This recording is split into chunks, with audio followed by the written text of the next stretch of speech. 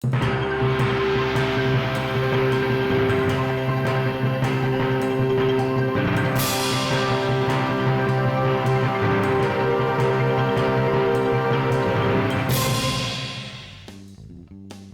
un momento en que nos encontramos con una serie de irregularidades en distintas industrias que afectan directamente a los consumidores, el papel de la Superintendencia de Industria y Comercio ha sido clave, sobre todo en los últimos 2 o 3 años, en tiempo en el cual se han visto unas sanciones ejemplares, unas multas muy elevadas, pero que de alguna manera han puesto a muchos empresarios a pensar 2 veces antes de cometer cualquier irregularidad. Sin embargo, no obstante todas estas sanciones, hay cosas que siguen pasando y hay cosas que se siguen haciendo. Por eso, para hablar de esos temas, he invitado nuevamente a nuestro programa al Superintendente de Industria y Comercio, Pablo Felipe Robledo, a quien le doy la bienvenida. Doctor Robledo, buenas noches. Pues muy buenas noches, Vlado. Muchas gracias por la nueva invitación.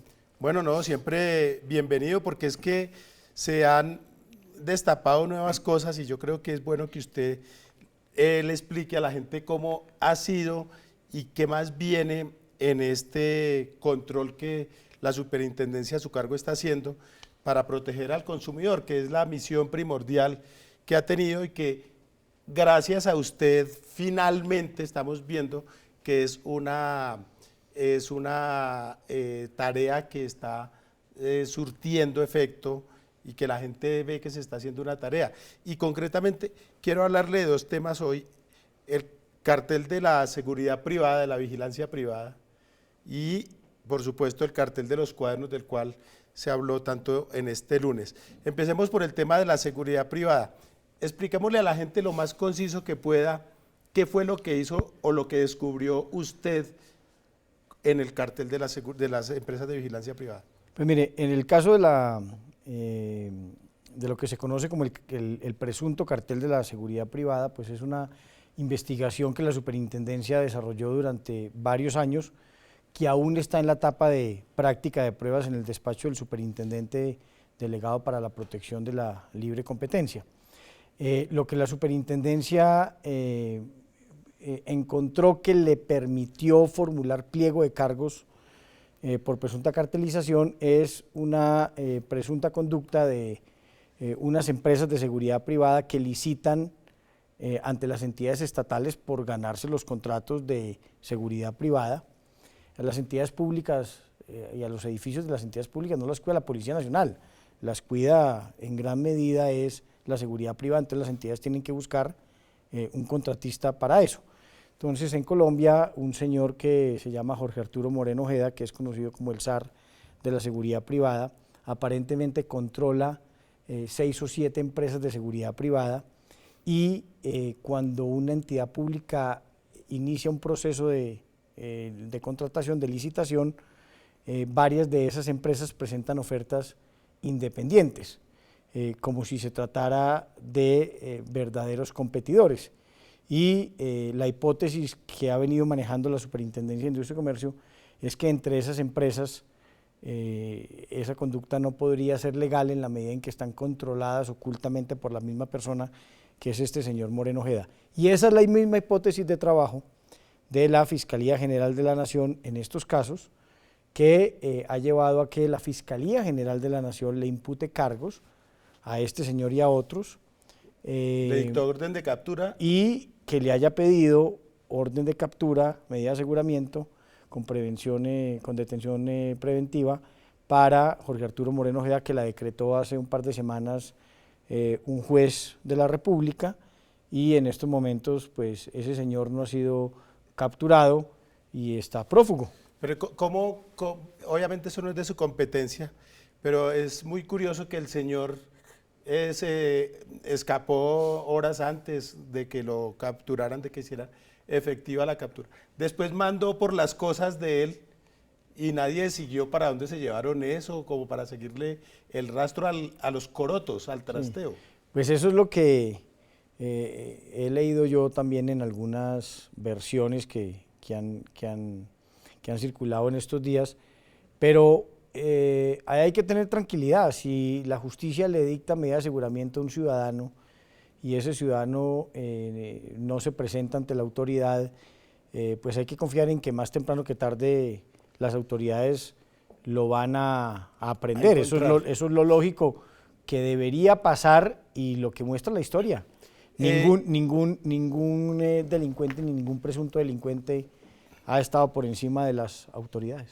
Bueno, en este caso de la vigilancia privada, este señor tenía, digamos, esas empresas que son reales, no son empresas de papel, sino que son reales, pero en realidad son como testaferros de él o fachadas de él en realidad. Sí, lo que dice la ley de contratación pública, que es una cosa muy lógica, si una entidad pública va a organizar un proceso de licitación, cada oferta de un empresario tratando de ganarse el contrato, pues tiene que ser independiente de la otra. Claro.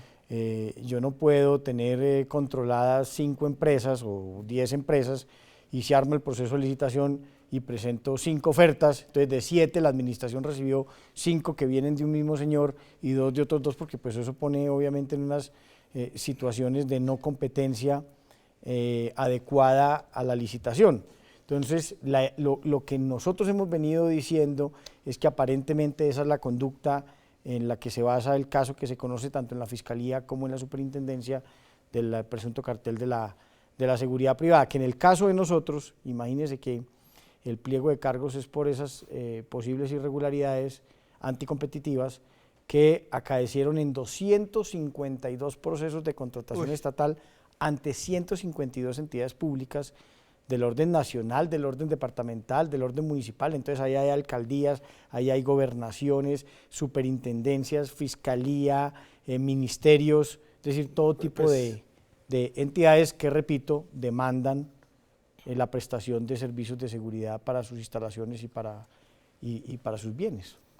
Estábamos hablando de esas prácticas malsanas que se hacen disfrazando la competencia cuando en realidad no la hay, que anteriormente eso no era un delito, pero desde hace un tiempo sí fue. ¿Cómo fue que eso se convirtió en delito? Sí, mire, las prácticas anticompetitivas y fundamentalmente la cartelización empresarial en Colombia siempre ha estado prohibida desde el punto de vista administrativo, es decir, quien incurre en esas prácticas debe ser investigado por la autoridad de competencia, si lo encuentran responsable debe ser sancionado económicamente. La gran discusión, Vlado, en el mundo es ¿qué otro tipo de sanciones diferentes a las multas, a las grandes multas, deben tener las empresas y las personas de carne y hueso, los funcionarios, los empleados, altos directivos de esas empresas que incurren en esas prácticas? Entonces, en algunos países del mundo la cartelización empresarial además es delito, es decir, los funcionarios de las empresas van a la cárcel. En algunos países los inhabilitan para ejercer por un tiempo cargos directivos, en algunos países adicionalmente les impiden licitar ante el Estado. Pero la tendencia mundial es a que esa conducta, no obstante lo grave que es, no debe ser tipificada como delito, que los empresarios no vayan a la cárcel, sino multas millonarias. ¿Y por qué razón? No porque la conducta no sea grave, sino porque los carteles empresariales, 3 de cada 4 carteles empresariales en el mundo se descubren con la ayuda de los mismos empresarios que están involucrados en los carteles. Entonces, volverlo delito penal, si vale la redundancia, pues complicaría un poco la estrategia global de persecución de esos carteles empresariales. Pero hay países como Estados Unidos, Inglaterra, Japón, y por ahí 12 o 13 países del mundo, en América Latina, México, Brasil y ahora Chile, han previsto que la cartelización, tanto en licitaciones públicas como la cartelización privada por fuera de licitaciones públicas, sea delito para los altos directivos. En Colombia, como en la inmensa mayoría de países del mundo, lo que hemos dicho es la cartelización al interior de licitaciones públicas, donde está comprometida la plata del Estado, del presupuesto nacional, debe ser tipificado como delito, y así es en Colombia, y lo es desde el año 2011 con el nuevo Estatuto Anticorrupción. Por eso casos como el de que hablamos ahora de la seguridad privada, que involucra licitaciones públicas, tiene a 2 autoridades detrás de ese tema. a la Fiscalía General de la Nación y a la Superintendencia de Industria y Comercio. Pero los casos como por ejemplo el presunto cartel de los cuadernos, el presunto cartel del papel higiénico, el presunto cartel de los pañales, el cartel del azúcar, el presunto cartel del cemento, no tienen en la Fiscalía General de la Nación ninguna investigación, porque esa cartelización o esa presunta cartelización no involucra recursos públicos, sí recursos de la sociedad, y en Colombia, como en la inmensa mayoría de países de Europa, por ejemplo, no está tipificado como delito. Pero entonces tenemos una parte como delito y otra parte que no es delito penal, pero ambas sí son infracciones administrativas muy graves que tienen como respuesta al Estado, como mínimo, grandes multas económicas. Bueno, usted mencionaba hace un momento entre esos presuntos, uso sus comillas, carteles, el cartel de los cuadernos escolares, que esta mañana produjo noticia porque una empresa de una trayectoria impecable, importantísima, de la cual todos nos hemos sentido orgullosos siempre,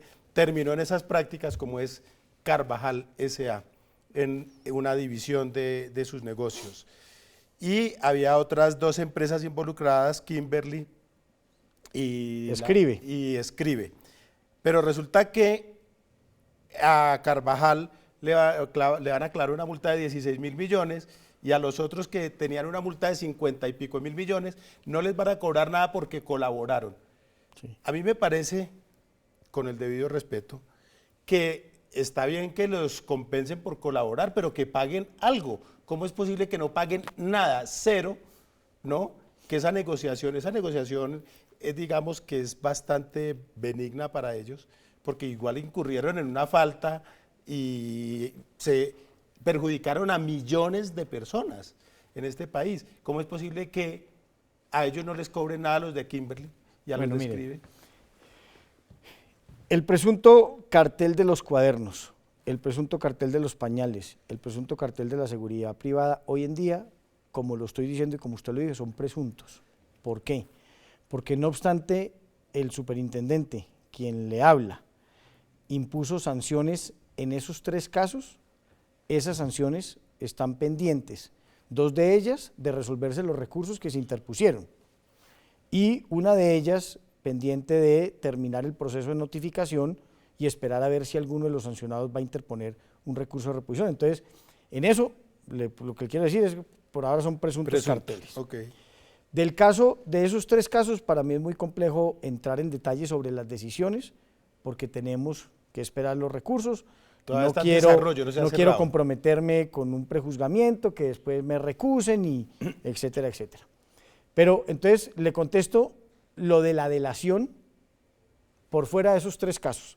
Esos 3 casos tienen empresas delatoras. Pero condensadito. Sí, y entonces el tema es el siguiente.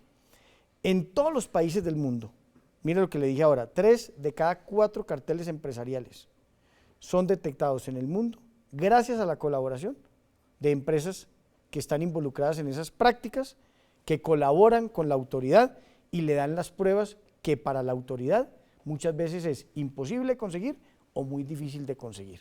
Entonces, el principal aliado de toda esta lucha contra la cartelización son las propias empresas delatoras. Para que alguien se decida a delatar y a colaborar en la autoridad, tiene que tener un beneficio. Y el mundo entero ha entendido que es mucho menos grave para la sociedad y la política de la libre competencia de dar un beneficio del 100% a quien colabore, ¿ya? Con el fin de desmantelar el cartel empresarial, que por querer sancionar a todos los que están en el cartel, la sociedad y la autoridad no logre desmantelar ningún cartel. Entonces, gana más la sociedad cuando desmantela un cartel empresarial integrado por 5 empresas, sancionando a 4 y exonerando a una de pagar, sancionándolo pero exonerando de pagar, que por querer sancionar a 5 empresas no desmantela ninguna. Entonces es un tema, Vlado, con esta frase le termino, es un tema de eficacia en la política, no es un tema ético, o sea, no es un tema moral, no es un tema de qué es mejor que otra cosa, es un tema de eficacia en la política en beneficio de la sociedad. ¿Y qué es más eficaz? Tener programas de delación. Me toca irme a comerciales, pero le voy a hacer una pregunta de respuesta sí o no. De todas maneras, la sanción a Kimberly, por ejemplo, le queda consignada en la hoja de vida, por decirlo así, y en los antecedentes como empresa, Claro. de que incurrió en un delito. Toda empresa, no le contesto por Kimberly, toda empresa que es, así sea delatora, y que termina siendo declarada responsable, es declarada responsable, queda con un antecedente. Lo que pasa es que está eximida de pagar total o parcialmente la multa que se le impone. Eso es aquí, así y en cualquier país del mundo. Y eso no quiere decir que no esté expuesto a un daño reputacional, a acciones indemnizatorias de los perjuicios que le haya causado a otros empresarios o al consumidor, y que no estén expuestos, diríamos, a otro tipo de perjuicios que pueda sufrir la empresa por haber estado involucrado en actos anticompetitivos.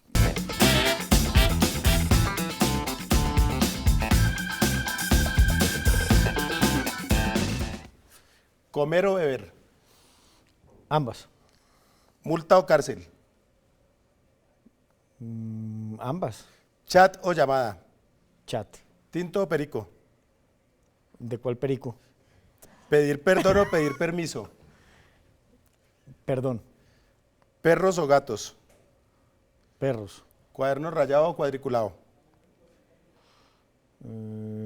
Rayado. ¿Preferiría ser más alto o más flaco? Más alto. ¿Licor nacional o importado? Ambos. ¿Conquistar o que lo conquisten?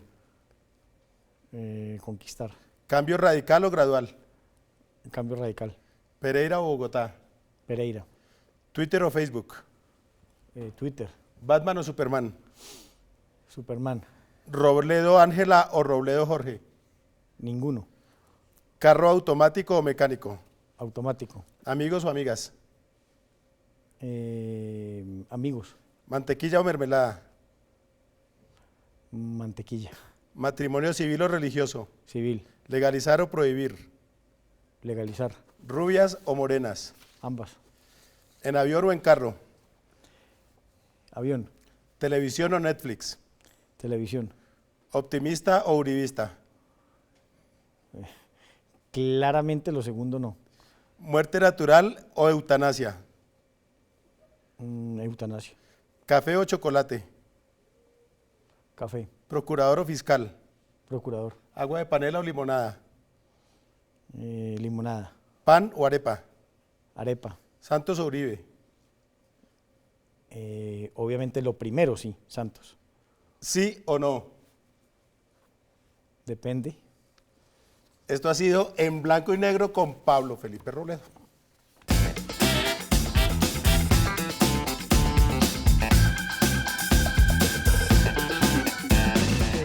Lo vi nerviosito. Muy chévere. Y hoy estábamos estrenando cuestionario. Este es nuevo, porque lo hemos hecho, pero las preguntas cambiaron para esta emisión. Usted me mostró las que no eran, no mentiras. Bueno, no, yo soy consciente de que usted ha pisado muchos callos y de que está haciendo una tarea de verdad importante para la sociedad. Y quisiera preguntarle una cosa, ¿a usted no le da miedo? No. Si uno hace su trabajo honestamente, con carácter, con decisión, no. Obviamente tengo precauciones por no equivocarme, pero miedo no. ¿Le han llegado amenazas? Insultos, supongo que muchos. No, ¿sabe que no? No, no, no. No, a mí la gente no me insulta y los empresarios no me insultan, porque la gente entiende que esta lucha es a favor de ellos y los empresarios de este país saben que la única forma de tener una clase empresarial sólida es poniendo la mesa nivelada para que todos compitan en igualdad de circunstancias. Y hay gente Pero que sí me han amenazado. Sí, sí lo han amenazado. sí, sí. Y cuando... Pues hoy hablamos de uno de esos casos. y, Usted advertirá cuál. y en esos casos, usted, su familia, ¿cómo toman eso? ¿Cómo manejar eso? Cuando a una persona la amenazan, lo peor es manejar eso hacia adentro con su familia. Sí. Porque uno finalmente dice tal cosa, pero con la familia, para que no se afecte, ¿cómo ha sido eso desde el punto de vista personal? Pues yo creo que la familia entiende que eso es eso viene con el puesto. Eso es como gajes del oficio. A uno le pagan mal, lo ponen a trabajar mucho y lo amenazan, eso es parte del paquete. Y lo calumnian Y lo todas calumnian y esas la cosas. vaina y también, y le hablan bien y hablan mal, irregular y es parte del paquete. Bueno, usted es un hombre que en este cargo, usted convirtió este cargo, usted hizo el cargo, digamos, que es un cargo que existía, pero que no tenía esos dientes y esas herramientas de las que ha dispuesto usted y que usted ha construido de verdad una imagen muy importante porque ha hecho cosas muy importantes. Pero y después de esto... Pero déjeme decirle, mire, en eso le tengo una buena noticia, que eso que usted está diciendo, haciendo justicia, es equivocado. Ok. Lo que ha pasado en la superintendencia no es fruto de la casualidad de que yo sea el superintendente. Nosotros llevamos como país haciendo cosas muy importantes en los últimos 5 años y yo no llevo todo ese tiempo en el cargo. Hoy en día la superintendencia, la que me tocó a mí, que no le ha tocado a nadie, es una superintendencia que tiene 3 veces más presupuesto que en el 2010, 3 veces más gente que en el 2010, 50 veces más capacidad sancionatoria. Verá usted que cuando yo me vaya y lleguen otros, esos otros van a terminar haciendo cosas muy parecidas a las mías. ¿Y por qué una buena noticia? Porque lo que importa en Colombia no es el superintendente, lo que le importa a Colombia es si hay superintendencia, porque eso finalmente es lo que vendrá de aquí en adelante. Sí, pero para hablar corto, porque ya casi me toca cerrar la entrevista, depende mucho también del personaje, de que el personaje, el funcionario no lo ponga a su servicio, sus propios intereses, de mirar para otro lado cuando hay algún amigo, paisano, sí, relacionado, copartidario, etcétera, ¿no? Entonces, bueno, ese sí es un punto mío. Exacto. Pues, pero claro, eso es verdad. Pero le repito, lo más importante es que le estamos dejando al país una institucionalidad que tiene que proteger cosas tan importantes como la libre competencia y los consumidores. Eso es lo más importante para el país. Bueno, pues esperamos, doctor Robledo, que usted siga trabajando así de juicioso y que se cuide, que no se deje amilanar tampoco, porque de verdad que necesitamos muchos funcionarios como usted. Muchas gracias, le quiero decir en nombre de la sociedad por lo que está haciendo por este país, pero por los consumidores sobre todo. Muchas gracias, Vlado. Y a ustedes los invitamos a que nos acompañen desde el próximo lunes a las 10 de la noche, porque vamos a cambiar de horario para poder decir cosas un poco más lanzadas, porque nos estaban viendo muchos niños que se quedaban levantados hasta las 10 de la noche. ¿No? Entonces, desde las 10 de la noche, el próximo lunes arrancamos, ahí sí a decir cosas de verdad, porque es que hasta ahora nos tocaba ser muy zanahorios, porque era un horario muy zanahorio. Entonces, para dejar la zanahoria a un lado, vamos a ponerle un poquito más de swing y de picante. Desde las 10 de la noche, es el próximo lunes 29 de agosto, aquí los esperamos. Nos vemos con los temas que van a dar muchísimo de qué desinformarse en estos días.